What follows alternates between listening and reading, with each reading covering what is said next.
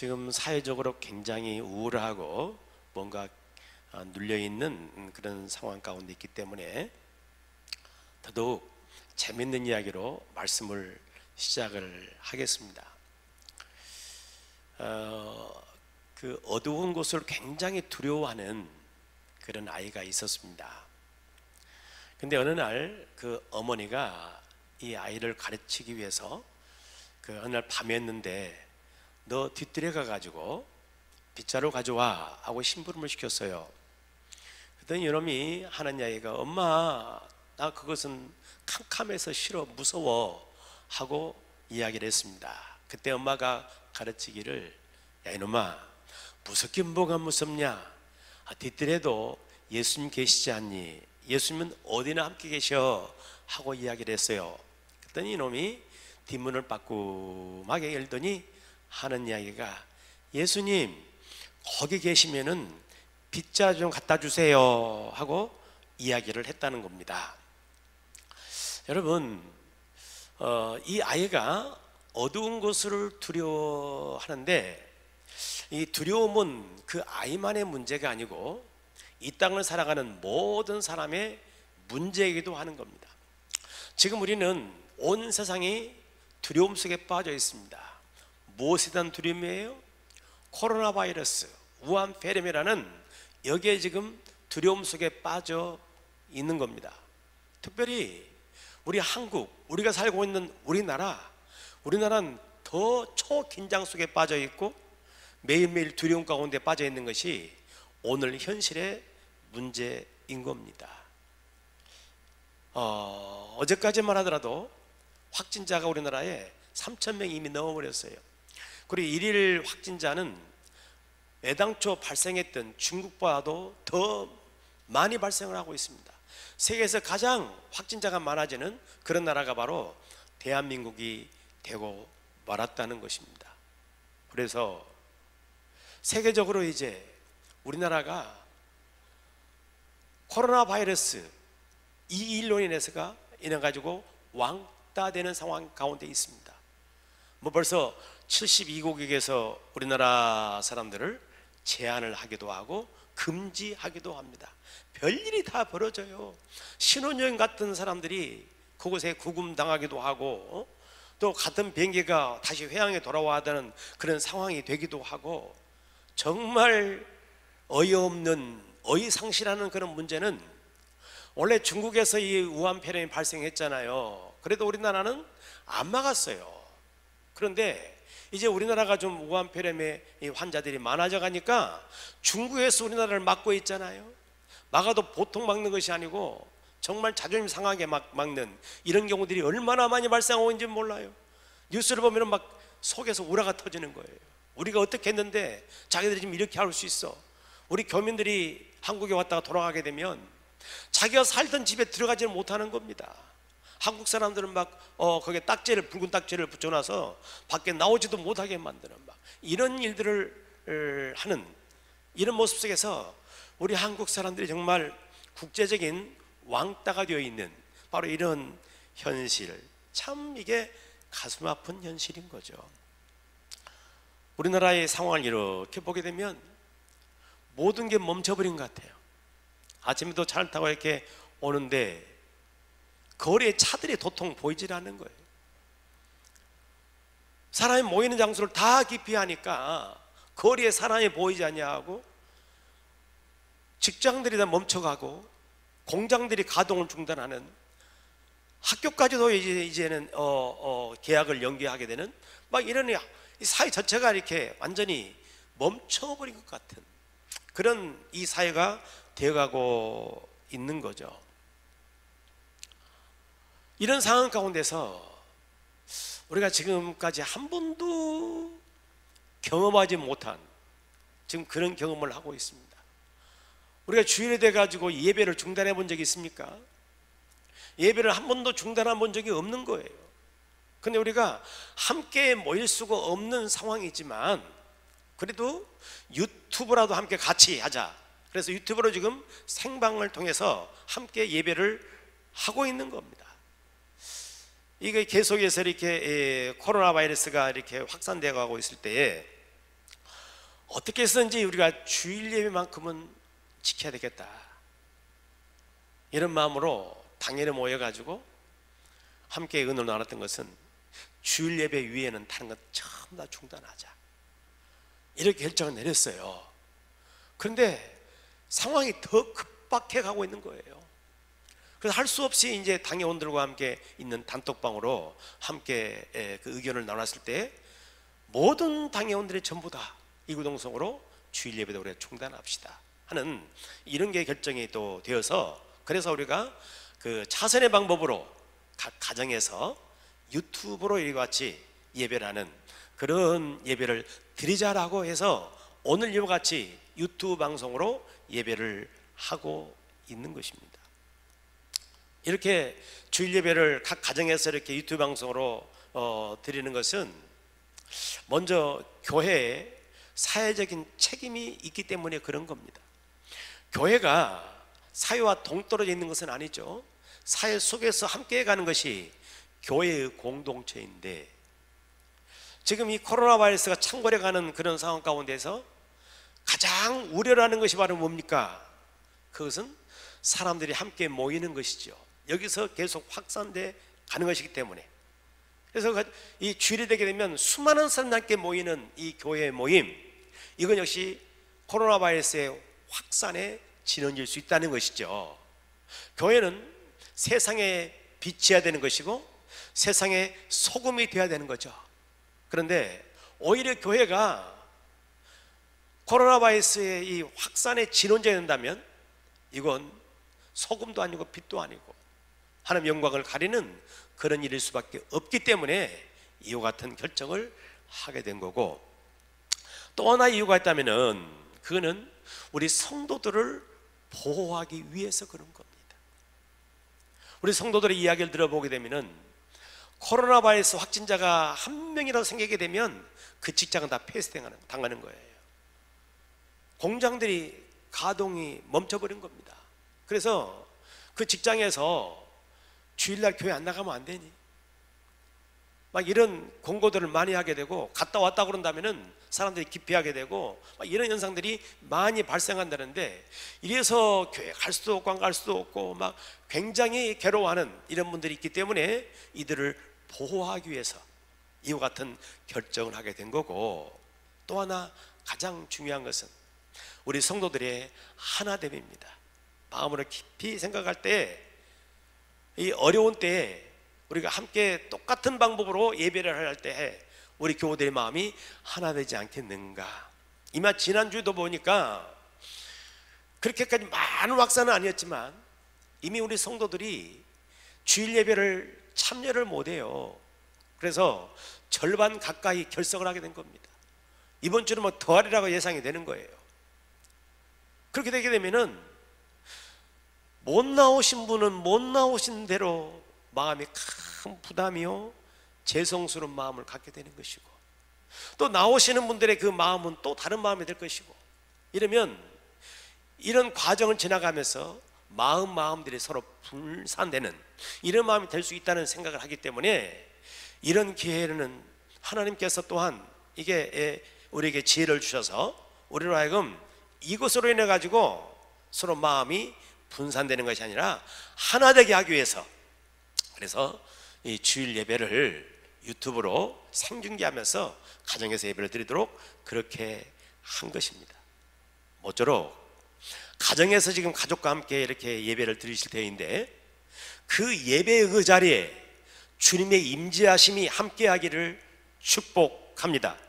참으로 은혜스러운 예배 되기를 축복합니다. 그 자리에 하나님 치유 역사가 함께하기를 바라고, 하나님의 능력이 함께하는 그런 예배 될 수 있기를 주님의 이름으로 축원합니다. 오늘 주신 이 본문의 말씀을 보게 되면은, 이 말씀은 솔로몬이 하나님의 성전을 건축을 합니다. 그리고 하나님께 그 성전을 봉헌에 올려드렸습니다.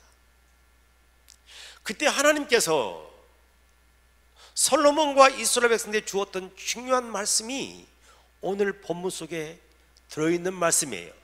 하나님의 말씀이란 말이에요. 무슨 말씀을 주셨냐 하면, 하나님께서 그걸 다 받으신 다음에 13절을 보게 되면, 혹 내가 하늘을 닫고 비를 내리지 아니하거나 혹 메뚜기들에게 토산을 먹게 하거나 혹 전염병이 내 백성 가운데 유행하게 할 때라는 말씀을 하고 있습니다. 한 국가가 역사 속에 살아가다 보게 되면 어려운 일을 만날 수 있다는 이야기예요. 교회도 마찬가지고 한 개인도 마찬가지고 삶을 살아가다 보게 되면 어려운 일을 만날 수 있는 건데, 그 어려운 일을 만날 때 우리가 어떻게 해야 될 것에 대해서 말씀을 주는 건데요, 그 어려움을 구체적으로 이렇게 보게 되면 혹 내가 하늘을 닫고 비를 내리지 아니하거나, 어떤 경우에는 극심한 가뭄이 들어가지고 어려움을 겪는 때가 있을 거라는 이야기예요. 더 나가서 혹 메뚜기들에게 토산을 먹게 하거나, 메뚜기 떼들이 막 그 창궐해 가지고 모든 토산물들을 다 먹어버리는 그런 어려움도 있을 수가 있다는 겁니다. 지금 중국이 지금 우한 폐렴으로 인해 가지고 엄청난 고통을 겪죠. 경제적으로 굉장한 침해를 받죠. 그런데 지금 엎친 데 겹친 게 또 하나 밀려오고 있는 것이 이 메뚜기 떼라 그러잖아요. 아프리카에서 시작된 이 메뚜기 떼가 지금 그 계절풍을 타고 하루에 200km씩 속도로 날아온대요. 날아와가지고 지금 그 중국이 인접해 있는 파키스탄일지 인도 같은데 그 접경까지 지금 접근해 있다는 거예요. 곧 중국 땅에 도착하는데 여기에. 근데 이게 보통 떼가 아니라 그 떼가 대략 산출해 보게 되면 4천억 마리가 된대요. 근데 이 사막 메뚜기 때문에 굉장히 강력해요. 이게 먹어야 되는 것이 엄청나요. 크기도 뭐 한 거의 10cm 되는 이런 메뚜기 떼들란 말이에요. 이게 그냥 그대로 있는 것이 아니라 몇 개월 지나게 되면 500배로 더 증식될 것이다, 이렇게 보고 있는 거예요. 이게 지나가 버리면 모든 농작물 다 없어지는 겁니다. 엄청난 재앙이죠. 살다 보게 되면 이런 재앙들이 올 수 있는 것이고 어려움이 올 수 있다는 이야기예요. 더 나가서 보게 되면 혹 전염병이 내 백성 가운데 유행하게 할 때라고 말씀합니다. 살아가다 보게 되면 전염병이 창궐해서 전염병이 막 대유행을 해가지고 어려움을 당하고 고통을 당하는 그런 때가 온다는 이야기예요. 여러분, 지금 우리가 코로나 바이러스로 인해 가지고 참 고통을 당하는데, 우리가 2000년대에 겪었던 이런 바이러스들이 두 가지가 더 있었죠. 하나는 뭐예요? 사스하고 또 하나는 메르스하고, 이 두 바이러스가 있었는데, 사스 때나 이 메르스 때나 물론 굉장한 우리가 소동이 있었지만 지금 같은 일은 없었어요. 지금 같은 일은 뭐 공장의 가동을 멈추고 학교가 뭐 이렇게 연기가 되고 심지어 교회 예배가 가정에 드릴 수밖에 없는 이런 상황은 없었어요. 어찌 보게 되면 그 전파력이 가장 강력한 그런 유행병, 전염병, 이게 바로 우리가 겪고 있는 코로나 바이러스, 이걸 겁니다.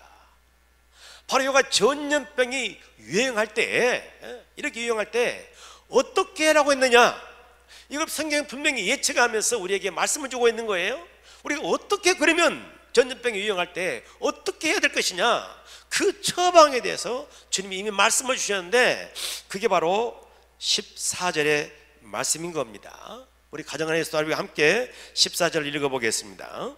내 이름으로 일컫는 내 백성이 그들의 악한 길에서 떠나 스스로 낮추고 기도하여 내 얼굴을 찾으면 내가 하늘에서 듣고 그들의 죄를 사하고 그들의 땅을 고칠지라. 아멘.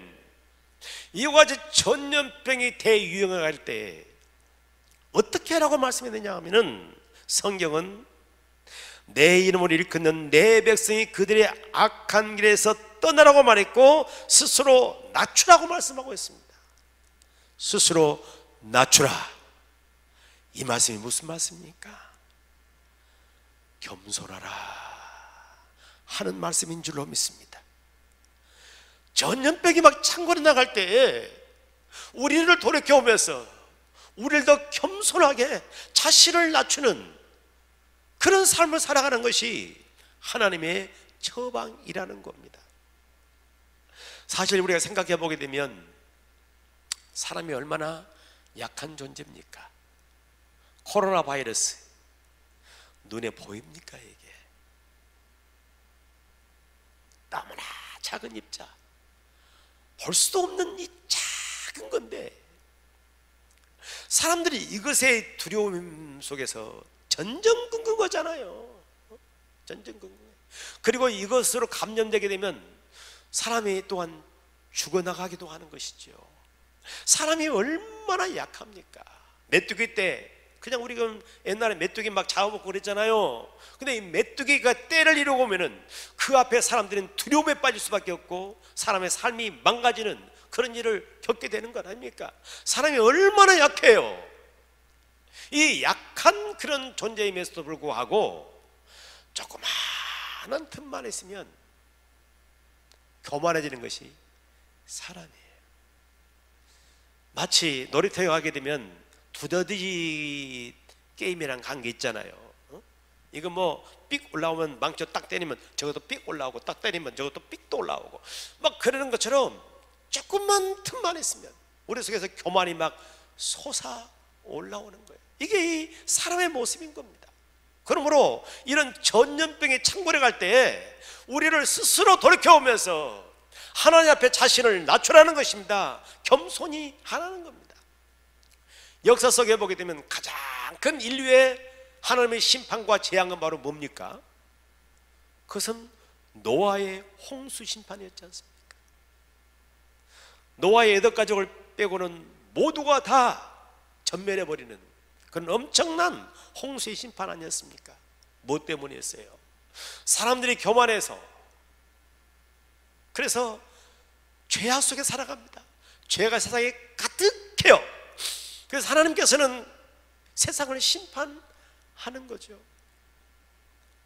그리고 그 가운데 노아의 8명의 가족만 남았습니다. 그리고 그들을 통해서 이제 인류가 번성돼 가는 거예요. 그런데 노아의 심판을 겪었던 그 후대의 사람들이 이제 사람들의 세력이 더 커져갈 때 저들은 어디로 옮겨갑니까? 동방으로 옮겨가 신할 평지에 이르게 됩니다. 거기서 한 일이 뭐예요? 거기서 한 일은 바벨탑을 쌓는 일이었습니다. 바벨탑을 쌓았어요. 뭐 때문에 쌓았습니까? 이 탑을 하늘 꼭대기까지 닿게 하자, 그런 이야기가 있어요. 왜 꼭대기까지 닿게 하는 거예요? 하나님이 혹시 홍수로 다시 심판한다 할지라도 이 물이 우리를 심판하지 못하도록 하겠다 하는 그런 교만된 마음이잖아요. 하나님이 나에게 간섭할 수 없게 만들고 하나님과 상관없이 내 마음대로 살아가는 그런 세상을 만들고자 하는 인간의 교만이에요. 그러니까 사람은 끊임없이 우리 속에서 이 교만된 마음들이 올라오는 그런 존재라고 하는 겁니다. 이 전염병이 창궐하고 코로나 바이러스로 해서 모든 사람이 두려우고 사회가 멈춰지는 이런 상황 가운데서 하나님에게 분명히 말씀하십니다. 스스로 자신을 낮추고 겸손하라고 말씀하는 겁니다. 여러분이 전염병이 빨리 지나가도록 개인 위생을 철저히 관리하고, 혹시 주변 사람들에게 내게 혹시 뭐 있는 나쁜 이런 것들이 전이되지 않도록 최선을 다해서는 방비하는 것도 중요하지만 더 중요한 것은 하나님 앞에 우리가 겸손하게 엎드리는 것, 이것은 더 중요한 일인 줄로 믿습니다. C.S. 루이스라고 하는 유명한 변증학자가 있습니다. 옥스퍼드 대학의 교수님이시죠. 책도 많이 쓰신 분입니다. 한 번은 이분이 옥스퍼드 대학에서 책 프로를 인도를 했습니다. 그리고 내려왔을 때 한 학생이 C.S. 루이스에게 그런 질문을 했습니다. 교수님, 세상을 보게 되면은 왜 이렇게 많은 고통과 고난이 많은지 모르겠습니다. 하나님이 살아계신다면 세상에 왜 이렇게 고통과 고난이 많습니까? 라고 질문했어요. 많은 사람들은 질문이잖아요. 그때 C.S. 루이스가 그 학생에게 그런 말을 했습니다. 학생, 그렇지 않아도 사람의 마음은 교만한데 만약에 이 고난과 고통이 없다면 얼마나 더 교만해질까? 이러니 고통이란 것은 사람의 오만과 교만에 대한 하나님의 메가폰일세 하는 이야기를 들려줬습니다. 여러분, 인생을 살아가면서 때때로 찾아오는 이런 수많은 재앙들, 특별히 이번 전염병이 창궐하는 그런 순간에 하나님께서 우리에게 메가폰처럼 말씀하시는, 확성기로 말씀하시는 그 말씀은 스스로 낮추라, 겸손하라, 이것이 바로 하나님의 말씀인 줄로 믿습니다. 여러분, 이 코로나 바이러스가 창궐하는 그런 가운데 어디 밖에 못 나간다 할지라도 우리 가정 안에서 스스로를 돌이켜볼 수 있기를 축원합니다. 과연 내가 어떻게 살아왔는지, 하나님 없이도 살 수 있는 것처럼 교만하게 살아왔던 그런 모습이라면 우리가 회개하고 자신을 낮춰야 할 줄로 믿습니다. 교회를 돌아봐야 됩니다. 교회는 주님의 교회입니다. 때문에 주님의 정신이 그대로 통하는 그런 곳이 교회야 되는데 주님의 정신은 언제나 낮은 곳을 향했습니다. 내가 섬김을 받으러 온 것이 아니라 도리어 섬기러 왔다. 언제나 낮은 곳을 향했지만은 오늘 교회의 모습이 낮은 곳을 향하고 있는 것인지 늘 높은 곳을 향해서만 나가고 있는 것인지 늘 우리를 돌이켜오면서 교만했던 마음들을 회개하는 그런 기회가 되어야 할 줄로 믿습니다. 한 국가도 마찬가지잖아요. 한 국가의 모든 정책들을 만들고 또한 그리고 법을 만들어 갈 때 하나님을 대적하는 이런 법들을 만들어 왔던 것이 있다면 회개해야 되는 것이죠. 그리고 하나님 앞에 겸손한 민족이 될 때 이 민족의 미래는 분명히 있게 될 줄로 믿습니다. 여러분, 전염병이 창궐할 때 우리가 어떻게 하기를 원하시냐? 스스로 자신을 돌이켜오면서 자신을 낮추고 겸손한 마음을 가지고 살아가기를 원하신 것이고, 이걸 통해서 더 큰 축복과 은혜를 우리에게 부어주시는 하나님의 역사가 있는 줄로 믿습니다. 그렇다면 우리가 어떻게 해야 더 겸손하고 스스로를 낮추는 그런 삶을 살아갈 수 있을까?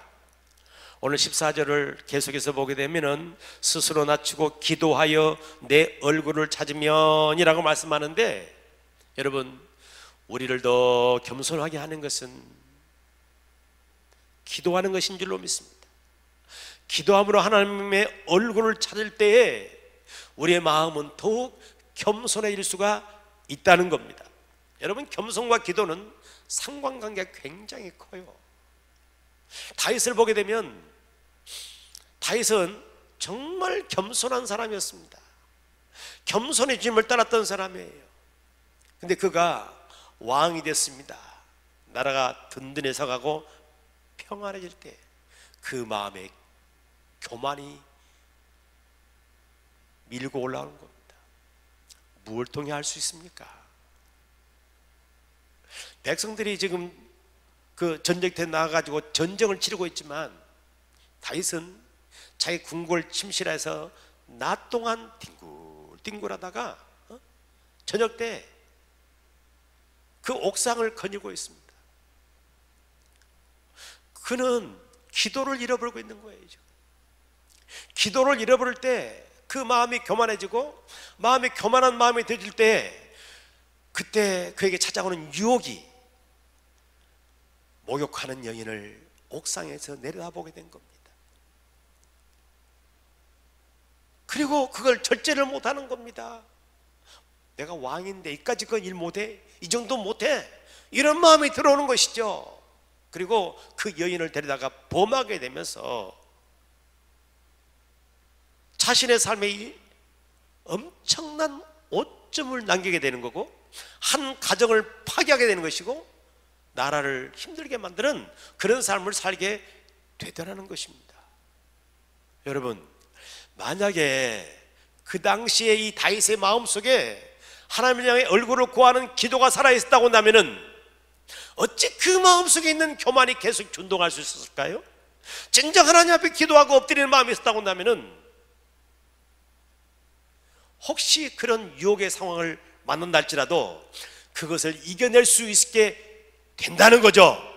그러므로 이 기도와 우리의 마음에 있는 이 교만된 마음을 이기는 것은 상관관계가 있다 그 말이에요.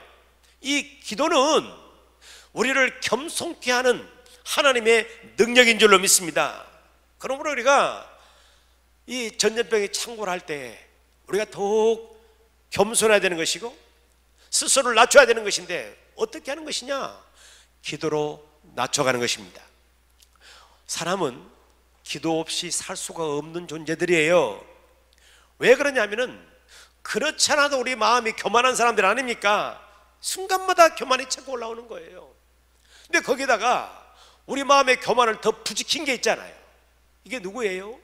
사단이잖아요. 사단의 심령 속에 자꾸만 교만을 부추기는 겁니다. 마치 에덴 동산, 얼마나 아름다운 동산이었습니까? 거기에 마귀가 찾아와 가지고 에덴 동산 살고 있는 아담과 하와를 유혹할 때에 이 선악과를 따먹으면 너의 눈이 맑아져서 하나님처럼 될 거야 하면서 그 마음에 교만을 부추겨서 하나님 앞에 겸손한 것이 아니라 하나님과 비기려는 마음, 하나님 견주려는 마음, 이런 마음을 그 속에 집어넣고 있는 사단이 또한 존재하기 때문에 우리는 늘 주님 앞에 무릎 꿇는 삶이 있어야 되는 것이고 주의 얼굴을 구하는 기도가 살아있어야 되는 겁니다. 그러므로 이 우리 마음에 늘 교만을 부추기고 내 심령 속에 있는 교만을 물리치면서 겸손한 삶을 살아갈 수 있게 될 줄로 믿습니다. 우리가 기도할 때 어디서 할 것인가? 오늘 성경 우리에게 말씀을 주십니다. 15절과 16절의 말씀 보게 되면 이제 이곳에서 하는 기도에 내가 눈을 들고 귀를 기울이리니. 이곳이 어디입니까? 이곳은 지금 솔로몬이 성전을 건축해서 하나님 앞에 올려드리고 있는 바로 하나님의 성전인 줄로 믿습니다. 이제 이곳에서 하는 기도에 내가 눈을 들고 귀를 기울이리니, 하나님의 눈이 하나님의 성전을 향한 거고 하나님의 귀가 하나님의 성전을 향하겠다고 말씀하는 것이고 우리 기도를 하나님께서 보시고 들으시겠다고 말씀하는 겁니다. 16절도 보게 되면 이는 내가 이미 이 성전을 택하고 거룩하게 하여 내 이름을 여기에 영원히 있게 하였음이라. 내 눈과 마음이 항상 여기에 있으리라. 아멘. 우리가 기도할 때 어디서 기도하는 것입니까? 기도는 아무 데서나 해도 됩니다. 하지만 기도의 가장 중요한 장소는 하나님의 성전인 줄로 믿습니다.